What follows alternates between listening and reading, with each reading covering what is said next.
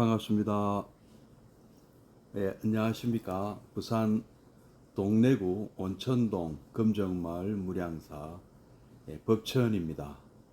법천 스님과 함께하는 불교 공부방 밴드에서 라이브로 찾아뵙고 있습니다. 매주 화요일 저녁 7시부터 8시까지 암경, 그리고 매주 수요일 저녁 7시부터 8시까지는 미란타 왕문경 강독회를 하고 있습니다.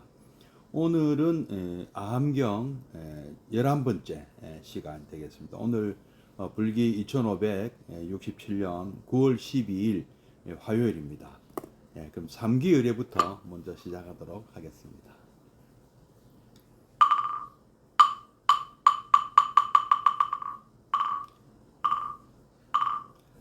거룩한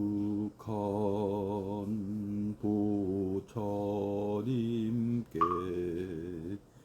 귀합니다.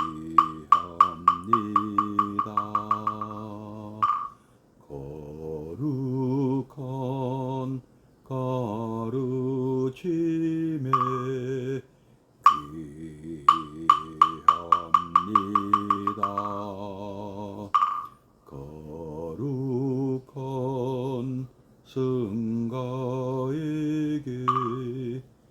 귀합니다.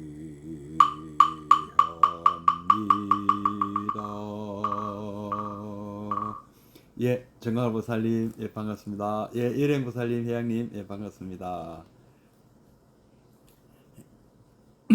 지난번은 화요일 날은 방송 상태가 고르지 못해서 오늘 비로소 암경은 오늘 비로소 개학이 되겠습니다. 오늘 9월 12일 화요일 암경 11번째 강독회를 시작하겠습니다. 잠시 입정에 들겠습니다.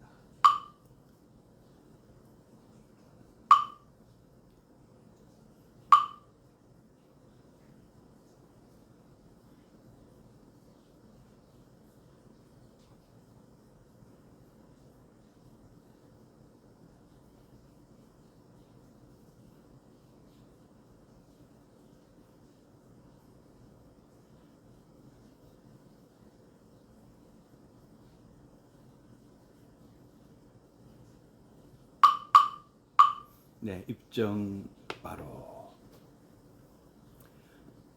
마츠다니 후미오 교수님이 쓰신 아함경이라는 책입니다. 전체 아함경을 다룬 책은 아니고요. 아함경 내용을 일부 발췌해서 마츠다니 후미오 교수님의 어떤 해설이 곁들여진 책입니다. 암경 전체를 공부하면 참 좋겠습니다만은 시간도 많이 이제 필요할 것이고, 호정 의사님 반갑습니다. 이렇게 또 이렇게 불교학을 많이 공부하신 우리나라 교수님은 아니지만 일본의 우리 불교학이 발달한 일본의 마츠다니 후미오 교수님의 책인데요. 참 문장이 참 어렵지가 않고 이렇게 쉽게 해설을 해주셔서 저도 많은 도움을 받았습니다. 그래서 이 책으로 한번 함께 공부하고 계십니다. 오늘은 64페이지 내용을 함께 읽어보고 공부하도록 하겠습니다. 교재가 있으신 분은 64페이지부터 보시면 되고요. 없으셔도 제가 이렇게 천천히 한번 읽어드리고 또 한번 또 같이 새겨볼 테니까 관심 깊게 들어주시기 바랍니다. 여신을보살님 반갑습니다. 64페이지 읽겠습니다. 인간성. 이에 세조는 그들 샤가족 사람들을 밤중까지 가르치고 인도하고 격려하고 기쁘게 해준 다음 존자 아난다에게 이르셨다. 수정보살님 반갑습니다. 아난다여, 너는 나를 대신하여 카필라바투의 석가족 사람들을 위해 그들이 도를 구하는 마음이 있다면 다시 법을 설해 주려무나 나는 등이 아프다. 잠깐 누워야겠다.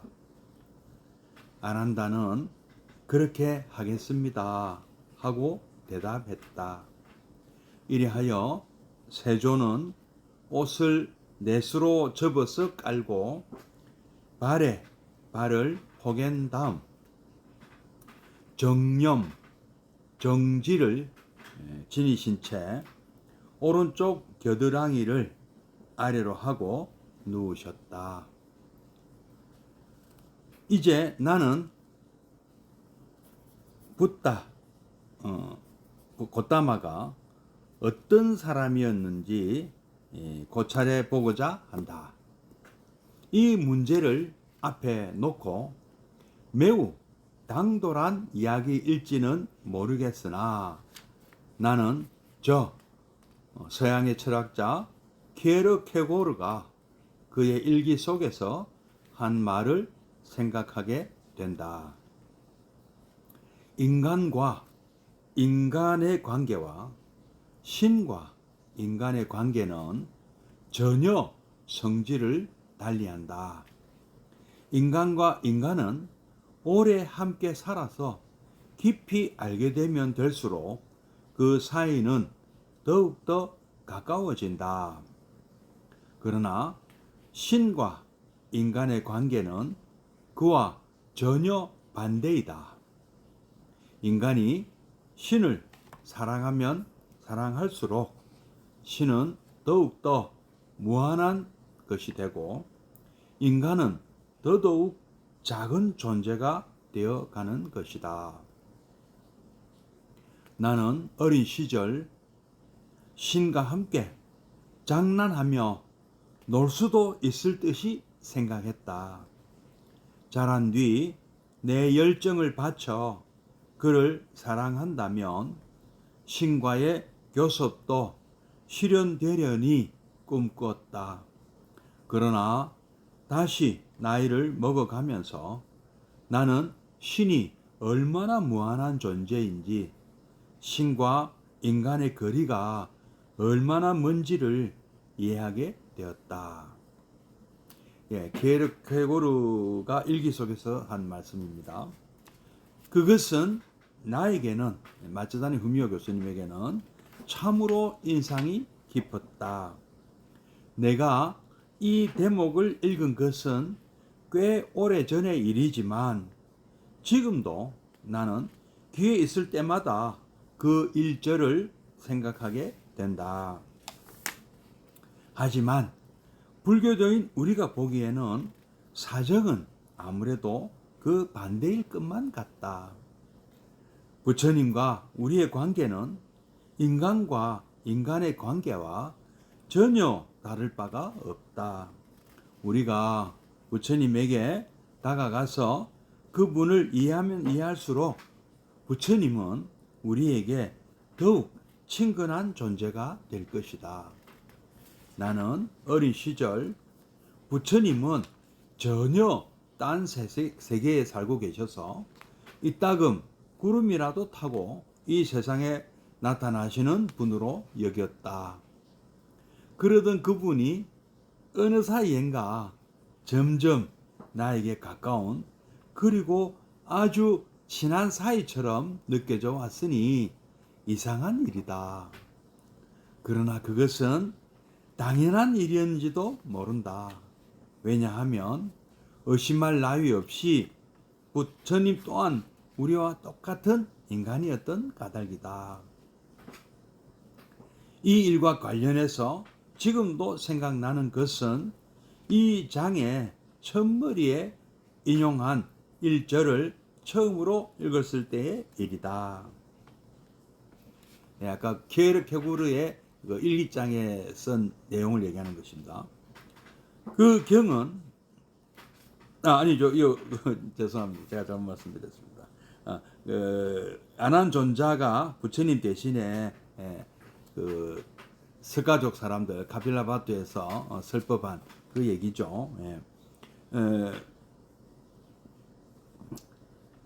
그 경은 그 내나 우리 중부경전 유학경 자바안경의 내용입니다.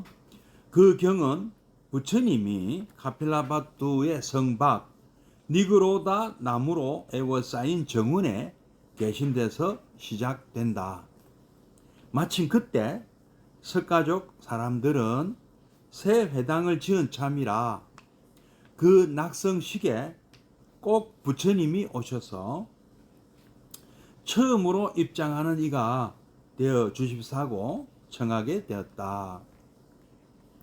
그리하여 기쁘게 응낙한 부처님께서는 낙성식에 참석하시고 밤에는 그 회당에서 늦게까지 석가족 사람들을 위해 설법을 하셨던 것이다. 그 다음이 앞에 인용한 대목 이거니와 부처님은 피곤하셨던 것일까? 나는 등이 아프다.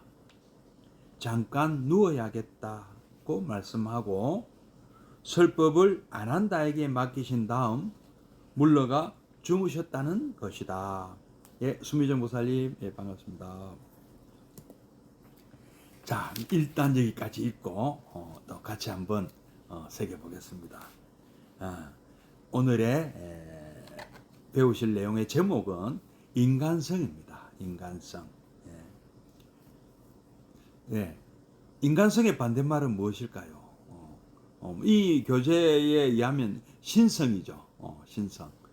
우리 이웃 종교는 그 자기 어떤 교리를 연구하는 학문을 신학이라고 부르죠. 신을 연구하는 학문이다. 또 그리고 신성 신성 모욕이니 이런 말을 잘 쓰지요. 오로지 바라보는 그 방향은 신을 바라보고 있습니다. 그러나 우리 불교는 어떻습니까? 불교는 부처님만 바라보는 종교가 아닙니다. 여러분 놀랍게도 불교는 인간을 바라보는 종교. 이거 인간학이죠. 뭐 인문학이라고 할 수 있겠습니다. 자, 한번 그 내용을 한번 읽어보겠습니다. 이에 세존은 그들 석가족 사람들을 석가족 부처님의 고향 조국 석가족이죠. 석가족의 수도인 카필라바투에서 석가족 사람들을 만나서 지금 이제 벌어진 일이죠. 그들 석가족 사람들을 밤중까지 가르치고 뭐 뒤에 아까 우리 조금 전에 읽은 내용이 나오죠. 낙성식에 초대를 받으시고 낙성식이 끝나고도 그 모인 사람들에게 그 설법하신 내용을 또 질의응답도 하셨겠죠. 질문도 받으시고 또 뭐 이렇게 참 걱정거리 번뇌 이런 것도 누가 물어보시면 답도 주시고 참 그 정말 그 뭐 참 그 모처럼 만난 조국 석가족 사람들과 참 실컷 참 이렇게 법담을 나누셨던 것이죠. 뭐 지난 시간에는 한번 이런 말씀을 안 드렸지만은 저 이런 생각이 들었습니다. 참 그 이 석가족 사람들과 썼던 그 언어가 무엇이겠습니까? 부처님의 모국어잖아요. 모국어. 바로 석가족의 언어로 석가족 사람들에게 설법을 하셨겠죠. 만약에 부처님께서 마가다 왕국에 라자가에서 설법하실 때는 어떻게 석가족 언어로 하셨겠습니까?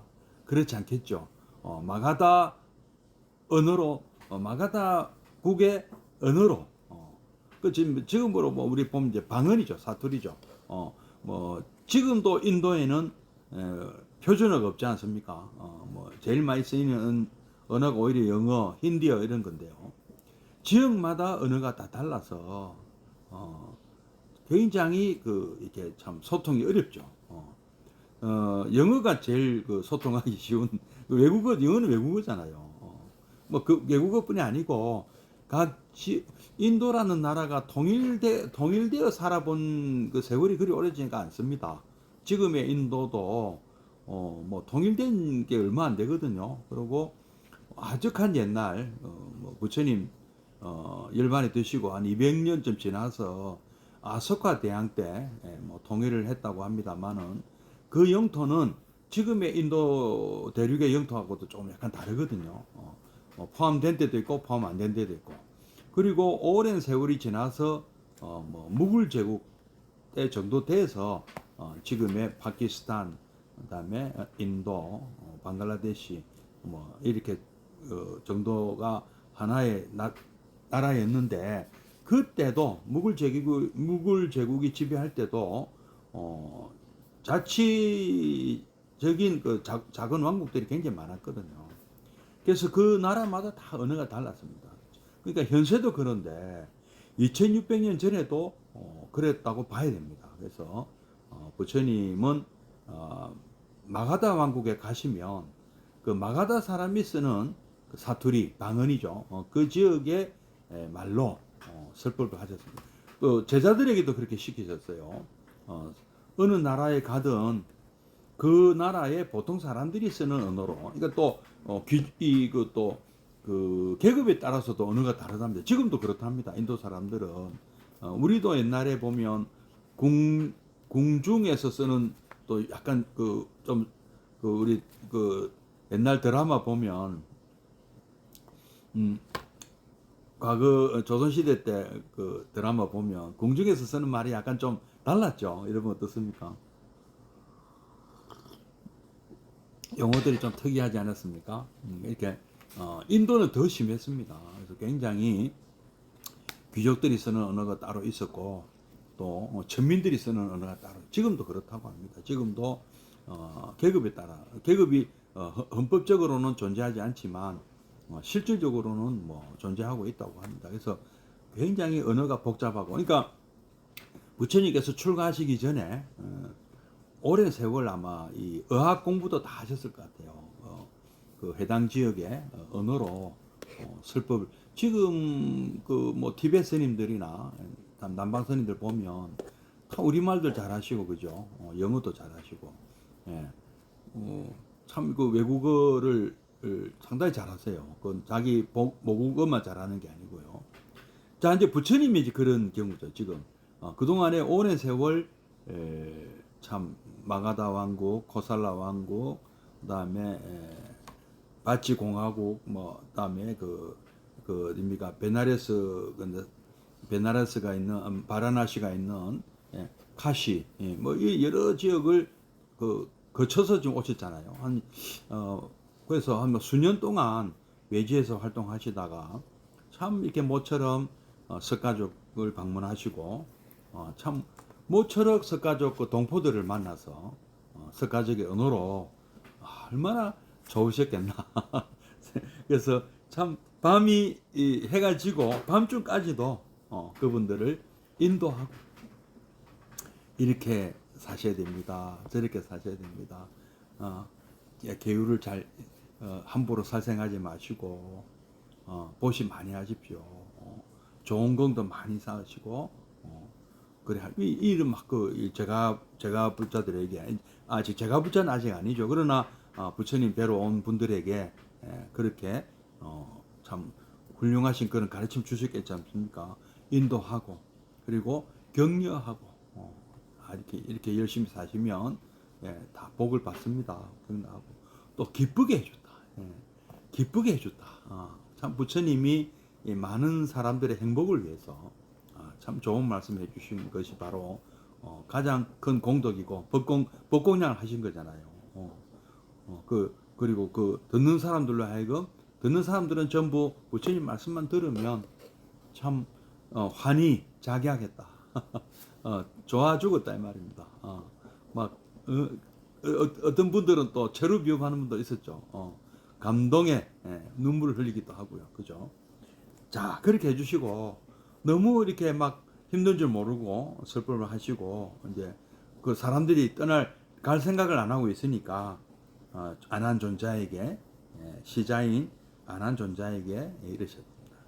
아난다여, 너는 나를 대신하여 지금 이 모인 카필라바투 성의 석가족 사람들을 위해서 그들이 도를 구하는 마음이 있다면 도를 구하는 마음이 있어서 지금 부처님께 찾아왔고 부처님 설법을 듣고 그 늦은 시간까지 가지 않고 있는 그분들, 뭐 가겠다는 분들은 말리지 말라는 말씀이죠.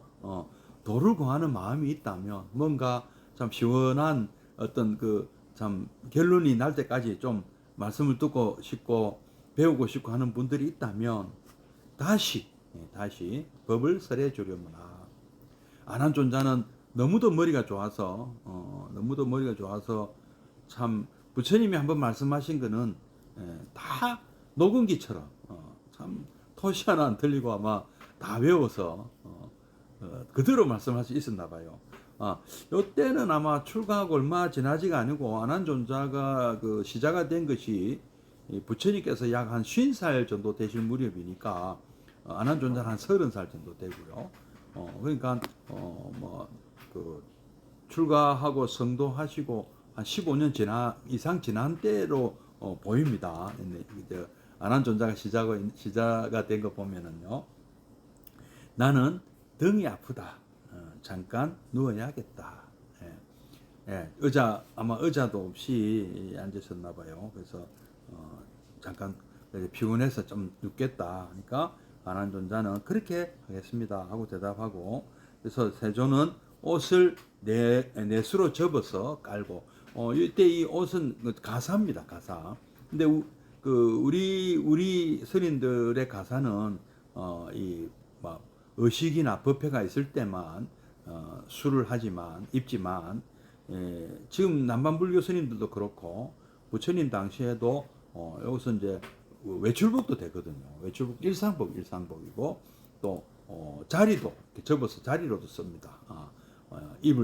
요나 이불처럼 쓸 수도 있거든요. 그래서 깔고 또 발에 팔을 포개면 좀 편안하죠. 그 다음에 정지를 지니신 채. 항상 부처님께서 그 경전에 보면, 뭐 특히 대승불교 경전을 보면 항상 삼매에 든 상태에서 이렇게 경전이 진행이 되거든요. 그래서 항상 이렇게 쉬실 때도 정념 종지를 놓지 않으셨다고 합니다. 그래서 김만영 교사님 반갑습니다. 정념이라 하면은 이제 사띠를 얘기하는 거죠. 바른 사띠, 바른 알아차림. 지금 어떤 상황이 있다는 것을 늘 알고 계셨다는 것이죠. 알고 계시고, 정지라는 말은 또 바른 이 지혜를 이게 무슨 말인가 하니까 쌈빠짜야라고 의도를 알고 의도를 가지고 또 관찰하는 것을 쌈빠짜야라고, 정지라고 이제 번역이 됩니다. 정념, 정지 이런 말 많이 나오는데요. 항상 부처님은 쉬셔도 수행인 거죠. 쉬신 것도 그냥 쉬시는 게 아니고 그 마음을 이렇게 모으고 계신다는 것이죠. 정념, 정지를 항상 이렇게 정신을 놓거나 잠을 들거나 또는 멍한 상태가 아니라는 것입니다. 이것은요. 그런 수행을 하시면서 그러니까 와선이죠. 와선. 누워서 하시는 수행을 하시는 거죠. 그래서 오른쪽 겨드랑이를 아래로 하고 누우셨다. 이게 이제 자바암경 경전에 유학경이라는 곳에 이게 나온다고 합니다. 자, 이제 나는 이제 마스다나 현미호 교수님 말씀이죠. 이제 아마 이제 이런 내용을 보고 참 몸이 나는 좀 힘들구나, 하루 종일 뭐 힘들구나 해서 눕겠다. 굉장히 인간미가 느껴진다는 것이죠. 이제 마스다나 현미호 교수님 그 말씀하시는 것 같아요. 부처님은 뭔가 이 신이 보여주는 어떤 그런 저 높은 곳에 있는 우리로서는 감히 가까이 다가서기엔 너무 먼 당신이 아닌 우리하고 똑같은 모습, 그러나 그분이 가진 어떤 그런 자비나 지혜나 이런 거 빼고 그냥 인간적인 모습만 보자 하는 것 같아요. 지금 이제 이 말씀에서 그래서 이제 다음 마음이 이제 진행이 되는데요. 나는 이제 부처님이 도대체 어떤 사람이었는지 한번 고찰해 보고자 한다. 이 문제를 앞에 놓고 한번 서양 철학자 게르케고르라는 사람이 그의 일기 속에서 한 말을 한번 생각해 보게 되었다 하고 자신이 읽었던 그 키에르케고르의 일기장 속의 얘기를 꺼냅니다. 그래서 그 뭐라고 했냐면은 인간과 인간의 관계, 그러니까 사람과 사람의 관계와 신과 인간의 관계는 전혀 성질을 달리한다. 당연한 것이죠, 그죠? 인간과 인간은 오래 함께 살아서 깊이 알게 되면 될수록 그 사이는 더욱더 가까워진다. 뭐 친구도 그렇겠고요. 뭐 우리 부모 자식 간도 뭐 당연히 그렇게 되는 거죠. 부모 자식 간은 오래 안 살아도 사이가 원래 가깝죠. 근데 부부는 어떻습니까? 부부는 오래 살수록 가까워지는 겁니까? 예. 그 어쨌든 생판 모르는 사람도 자주 만나고 뭐 우리 저도 참 이런 경험을 많이 해봤는데요. 참 출근을 같이 하니까 참 친해지더라고요. 한 차를 같이 타고 이렇게 이런 얘기 저런 얘기 하면서 출근하고 이러면은 굉장히 그 같은 직장 동료가 참 친밀해지는 느낌을 많이 받았습니다. 늘 같이 다니면 친해지나 봐요. 직장에도 그런 사람들이 있고 학교에도 그렇고 그렇게 또 친해지는 친구가 있죠. 통학길이 같아서 뭐 아침에는 따로 갔더라도 뭐 학교 마치고 나올 때는 같이 나오는지 이렇게 그래 이제 친구들이 생기잖아요.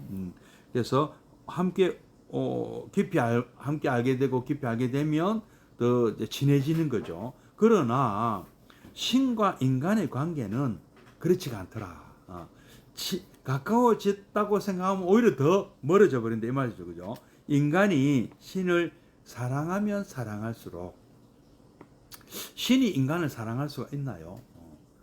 점점 더 그렇죠. 하여튼 어려워지죠. 오히려 가까워지려고 하면은 신은 더욱 더 무한한 존재가 되고 인간은 더더욱 작은 존재가 되더라. 게르케고르는 자기 어린 시절 장난하면 놀 수도 있지 않을까 생각할 정도였는데 자란 뒤에 내가 열정을 바쳐서 신을 사랑하고 가까이 다가간다면 신과의 교섭도 실현되려니 하고 꿈꾼 적이 있다 이 말이죠. 그러나 나이를 자꾸 먹어가면서 나는 신이 얼마나 무한한 존재인지 신과 인간의 거리가 얼마나 먼지를 이해하게 됐다. 알면 알수록 더 거리감이 생긴다 이 말씀이죠. 물론 이제 이 게르케고르는 신에 대한 어떤 그 존경심이랄까요, 경외감 뭐 이런 그 의미로 했겠죠. 그러나 우리가 받는 인상은 그렇습니다. 인간과 인간은 알면 알수록 가까워지는데 참 사랑할수록 가까워지는데 신은 오히려 그 반대더라 이 말씀이잖아요. 바로 아까 제가 처음 말씀드린 대로 누구를 바라보느냐, 우리 불교는 인간을 바라보는 종교이기 때문에 부처님 스스로도 본인이 인간임을 자꾸 강조하셨어요. 신이 아니라고 강조하셨고요. 그것은 나에게는 참으로 인상이 깊었다. 이제 마스다니 후미오 교수님 말씀입니다. 마스다니 후미오 교수님이 이 대목을 읽은 것은 키에르케고르의 일기장이죠. 꽤 오래전의 일이지만 지금도 나는 귀에 쓸 때마다 그 대목을 생각하게 된다. 하지만 불교도인 우리는 사정은 아무래도 그 반대다. 그러니까 부처님과 우리의 사이는 그렇지가 않더라. 부처님을 내가 알면 알수록 정말 알면 알수록 더 가까워짐을 느끼다. 마치 친구처럼.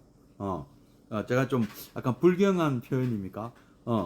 정말 부처님은 우리가 다가갈수록 더 다정하시고 더 자비로우시고 더 이렇게 좀 그 뭐랄까 편안하고 감싸 주신다는 느낌을 저는 받습니다.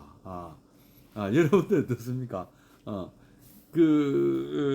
부처님과 우리의 관계는 바로 인간과 인간의 관계, 사람과 사람의 관계와 전혀 다를 바가 없다.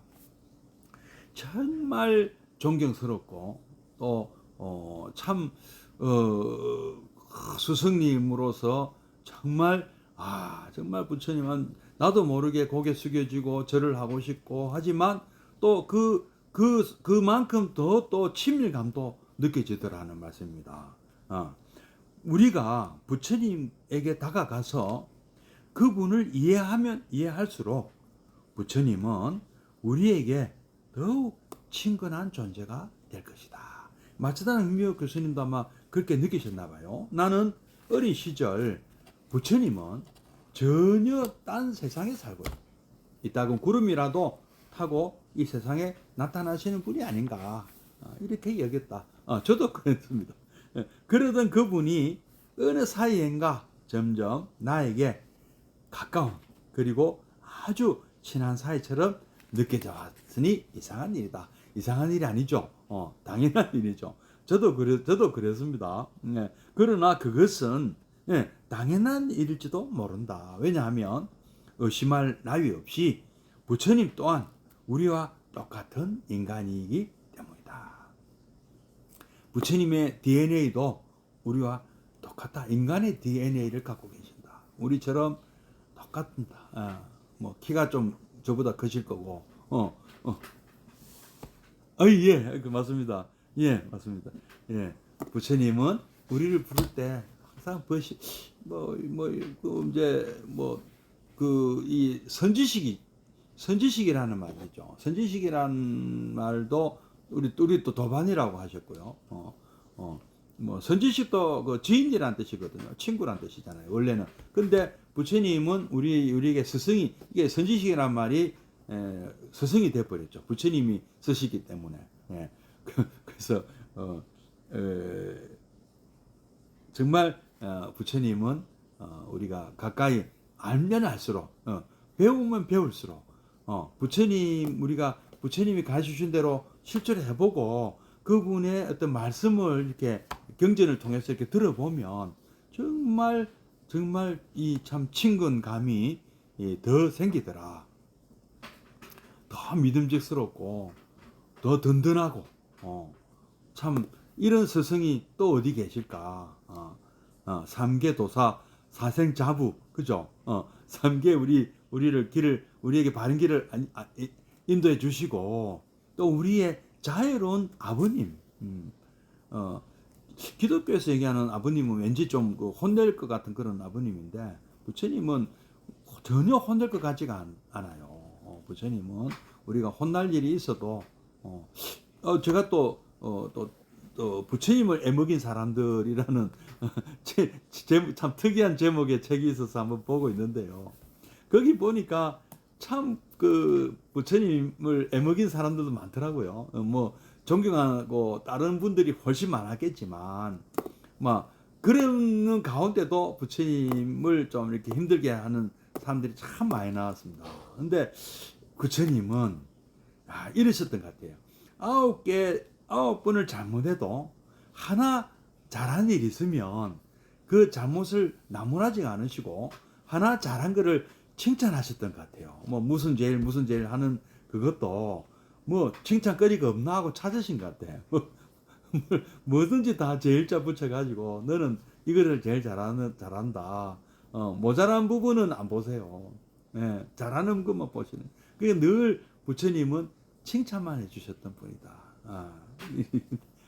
그 책도 한번 다른 기회에 또 소개해드릴지도 모르겠습니다만은 이 일과 관련해서 지금도 생각나는 것은 이 장의 첫머리에 인용한 아까 그 유학경 말씀 안한존자에게 좀 내가 좀 누울 테니까 네가 좀 하고 있으라 한 그 얘기죠. 그 경은 부처님께서 카필라바투의 교회에 있는 니그로다 나무로 된 에워싼 정원에서 그때 시작된 그때 마침 그 사카조 사람들은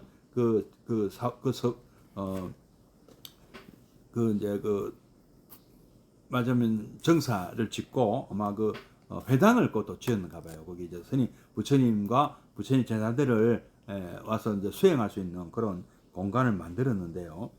그때 그 낙성식에 부처님이 오셔서 가장 먼저 입장을 해주십시오 하고 청하게 되었고, 그리고 기쁘게 응낙한 부처님께서는 낙성식에 참석하시고 밤에 그 늦게까지 사가족 사람들을 위해서 정문즉설 또 뭐 설법도 하시고 질문도 받으시고 뭐 또 이렇게 뭐 참 시시콜콜한 그런 어떤 또 상담도 누가 물어보면 다 답해 주고 그랬던 것 같아요.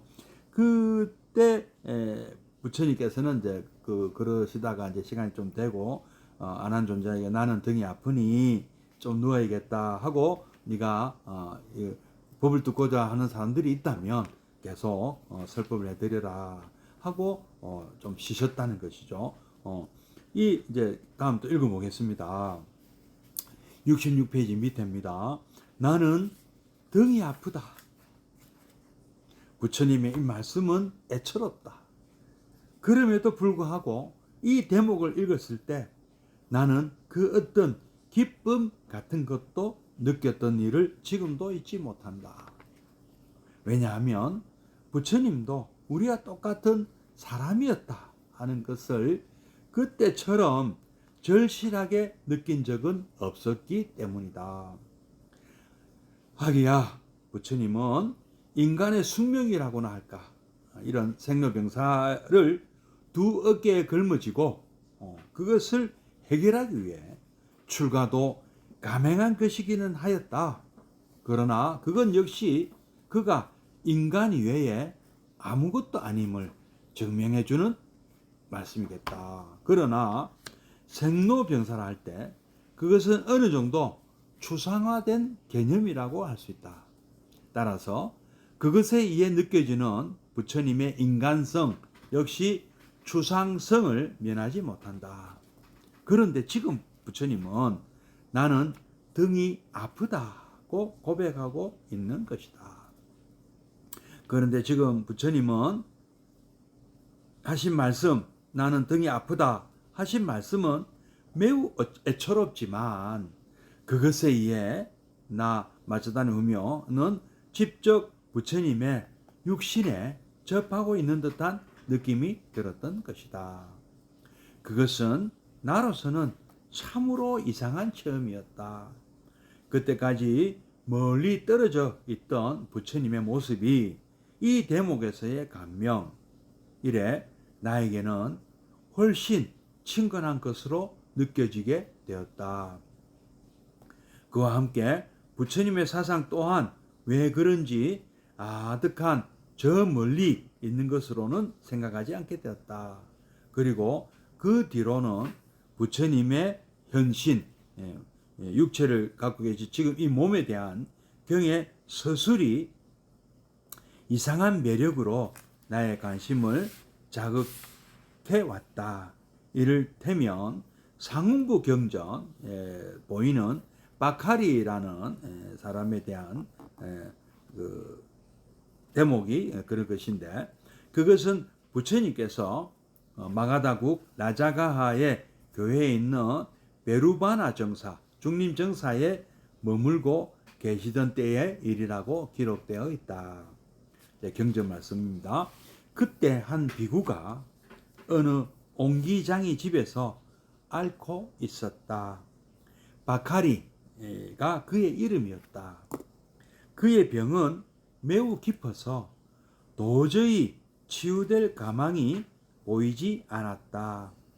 그래서 그는 간호하는 사람에게 부탁했다. 나는 이제 죽어야 할 몸이다. 만일 부처님을 다시 한번 뵙고 인사드릴 수만 있다면 한이 없겠다. 그러나 이 아픈 몸으로는 정사까지 갈 수 없으니 미안하지만 베루바나 정림정사에 가서 여기까지 와 주실 수는 없겠느냐고 부처님께 여쭤주면 고맙겠다. 이 말을 간병인에게 전해 들은 부처님께서는 기꺼이 옹기장인의 집을 찾아갔다. 바카리 비구는 곧 자리에서 일어나려 했다. 바카리야, 고요히 누워 있어라. 일어날 필요는 없다. 부처님은 굳이 그를 눕게 하고 그 머리맡에 앉았다. 바카리는 힘없는 목소리로 말했다. 부처님, 저는 가망이 없습니다. 병이 악화되기만 합니다. 그래서 마지막 소원이 오니 이제 얼굴을 우러러 베었으니 이제 부처님 발에 정례하도록 하여 주시기 바랍니다. 그때 부처님은 힘을 주어 이렇게 말씀하셨다고 경전은 기록하고 있다. 그만두어라 바카리야. 이 썩을 몸을 보아서 무엇 하겠다는 것이냐. 바카리야. 법, 즉 진리를 보는 사람은 나를 볼 것이요 나를 보는 사람은 법을 보리라. 그것은 참으로 엄한 말씀이라고 아니할 수 없다. 여기에서 부처님은 자신에게 예배하겠다는 청을 물리치고 오직 진리를 파악하려 힘쓰고 진리만을 의지함이 옳다고 가르치고 있는 것이다. 아마도 여기에 불교의 본질이 엄존한다고 하여야 되리라. 그러면서 한편으로는 이 썩을 몸을 보아 무엇 하겠다는 것이냐고 한 부처님 말씀이 나에게는 이상한 매력으로 다가왔던 것이다. 일단 여기까지 읽고 또 한번 새겨보겠습니다. 나는 등이 아프다. 좀 누워야겠다. 이 말씀은 참 애처롭다. 이 말씀하는 humyo 교수님도 애처롭게 느꼈습니다. 그럼에도 불구하고 또 기쁨도 느꼈다고 합니다. 예. 왜냐하면 그것으로서 부처님도 뭐 특별한 뭐 어떤 위대한 뭐 신과 같은 존재가 아니고 우리와 똑같은 인간이구나, 사람이구나 하고 절실하게 느꼈기 때문이라는 것이죠. 예. 부처님께서는 뭐 여러분도 아시다시피 생로병사를 해결하러 출가하셨지 않습니까? 근데 뭐 생로병사하고 이렇게 뭐 이렇게 좀 뭔가 개념으로 이렇게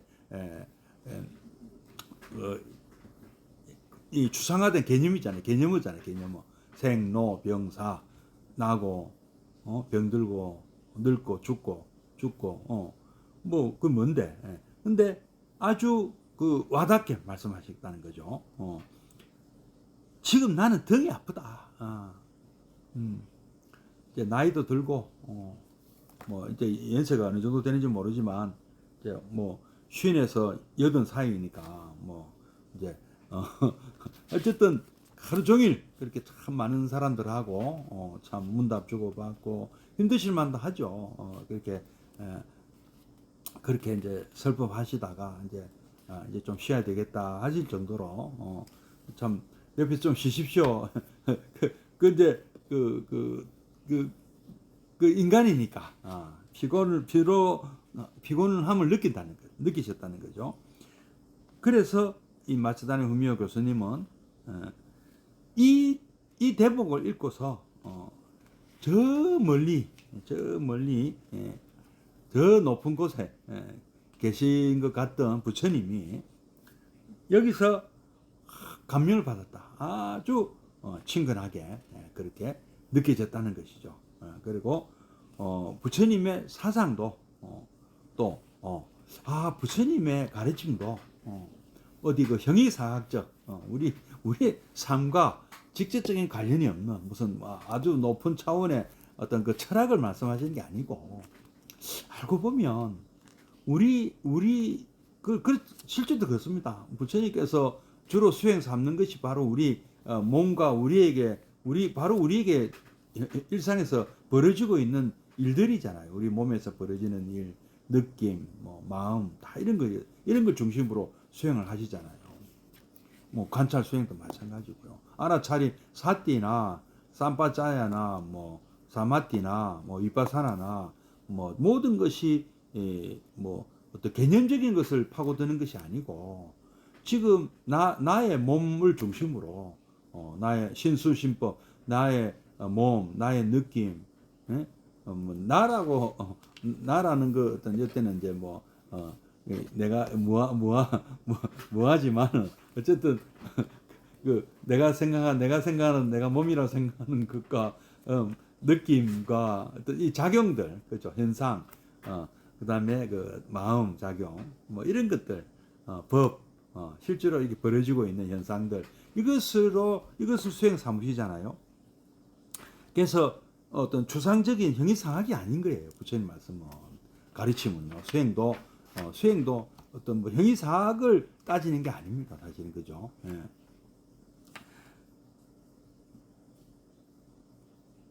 그래서 부처님이 인간성 이 바로 나는 등이 아프다 하는 이런 고백의 말씀은 예, 고백의 말씀은 우리 바로 부처님이 하나의 그 몸을 갖고 색신을 갖고 계시는 어떤 역사 속의 인물로서 그때 부처님을 대한 이었구나 하는 걸 이제 알게 된다는 것이죠. 이것이 그것도 한 예를 들어서 이 마츠다니 음료 교수님은 또 상응부 경전에 바카리라는 비구의 또 일화를 또 얘기를 꺼내봅니다. 이것은 이제 마가다 왕국의 왕사서 라자가하 교회에 있는 중림정사 베루바나 정사에 머물렀을 때 이런 일인데 그 마가다 왕국에 또 옹기장이 집이 있는데 이 부처님께서 옹기장이 또 집에서 또 머문 얘기도 나와요. 자기 스승이 누구냐 어떤 수행자가 먼저 옹기장이 집에 머물고 있었는데 부처님이 이제 뒤에 들어가셨는데 그 젊은 수행자는 스승이 부처님이라고 석가모니 고타마 부처님이라고 하면서 부처님을 부처님을 못 알아보세요. 그러니까 제자의 손상자쯤 되는 모양이죠. 제자의 제자였던 모양입니다. 그래서 함께 앉아 계시는 그 나이 드신 수행자가 부처님을 못 알아봤어요. 그래서 근데 너무 이렇게 좀 이렇게 기특하셨나 봐요. 부처님 볼 때. 그래서 법을 청하니까 또 법문 말씀하시는 대목이 나오는데요. 이 옹기장이 집이 여기서 왜 병자가 있었겠어요? 그러니까 지나가는 사람도 재워도 주고 했는 모양인데 이제 어떻습 뜨뜻하게 불 데폈을 거 아닙니까? 맞으면은 찜질방. 옹기장의 집은 따뜻한 그런 동굴 같은 그런 공간도 있었나 봐요. 그러니까 이렇게 좀 이렇게 온도도 좀 이렇게 비도 피하고 좀 뭐랄까 약간의 그 찜질방 같은 느낌이 드는데요. 여기서 바카리라는 비유가 거기서 좀 병이 들어가지고 알아 누워 있는데 자기가 생각할 때 죽기 전에 부처님 한번 더 뵈면 좋겠다. 부처님 뵙고 싶다. 이런 생각이 들어서 누구한테 부탁을 했어요. 부처님을 좀 모시고 와달라. 그러니까 부처님이 거절하지 않으시고 오셨죠. 오시니까 바카리 비구는 그 병든 몸을 일으켜서 부처님께 예배를 올리겠다고 한 거죠. 예배도 여기 이제 정례라고 되어 있는데 정례라는 것은 이 말을 바닥에 닿는 거고요. 그다음에 여기 또 붓다의 바레라는 말이 있는데요. 이 접종례죠. 접종례. 우리가 절할 때 이렇게 했다가 또 이렇게 들어 올리지 않습니까? 이게 이제 부처님 발을 내가 이렇게 내 이 양손에 이렇게 발을 이렇게 받쳐 드는 거거든요. 접종례라고 하잖아요. 그거를 이제 좀 하겠습니다 하니까 부처님께서는 이렇게 말씀하셨다. 그만두어라. 괜찮다. 바카리야. 이 몸도 언젠가는 썩어서 죽을 몸이다. 이 썩을 몸을 네가 뭘 보고 싶어 하고 뭐 이렇게 무슨 그걸 그래 하겠다고 하느냐. 물론 참 우리가 제자로서 부처님 칭견하고 부처님 한 말 이렇게 또 예경하고 또 부처님으로 또 좋은 말씀 한마디 더 듣고 싶은 그 마음은 이제 이해를 이해를 하지만 안 해도 내가 법문해 줄게 하고 마지막 이 마카리에게 해주신 말씀이 마카리야. 법을 보는 사람이 진짜 나를 보는 사람이다. 나라는 인간, 이 사람이 중요한 것이 아니다. 내가 너에게 가르친 그 법, 달마, 뭐 진리라고 해도 좋고요. 이 우주 어떤 존재나 현상의 원리죠. 우리는 유가 아닌 달마로, 바하바가 아닌 달마로 존재하고 있다. 그게 이 우주의 법칙을 얘기한 거죠. 이게 즉 진리를 얘기한 거잖아요. 진리를 보는 사람이 바로 나를 보는 것이고, 나를 보는 사람은 또 그 달마, 진리, 법을 보는 것이다. 이렇게 말씀하셨다. 예. 몸이나 어떤 우리는 그러니까 신을 마치 경배하듯이 물론 이제 우리가 불상에 절을 하고 우리가 참 기원도 하고 하죠. 그러나 그렇다 해서 어떤 사실은 그게 중요한 것이 아니고 더 중요한 것은 무엇이냐 이거죠. 진리를 알아야 된다. 법을 공부하고 법을 깨달아야 된다. 이것이 불교다. 그래서 마치다는 묘 교수님은 여기에 불교의 본질이 있다. 이렇게 생각해요. 이것이 마치다는 묘 교수님은 가장 매력으로 다가왔다 합니다. 또 이제 그다음 이제 그 대반일반경 말씀 또 안한존자 요거는 이제 다음 주에 69페이지 또 이를테면부터 또 다음 주 화요일 날 또 계속 이어 나가겠습니다. 예, 오늘은 이것으로 마치도록 하겠습니다. 예, 잠시 입정에 들겠습니다.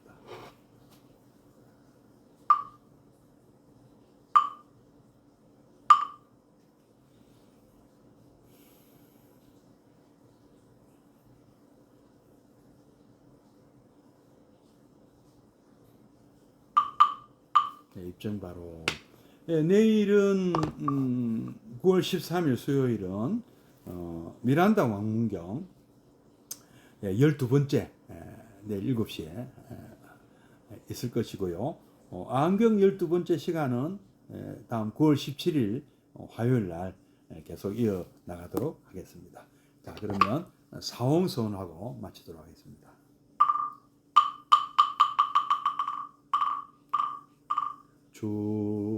중생을 다 건지오리다 번뇌를 다 끊으오리다 법문을 다 배우오리다 불도를 다 이루오리다.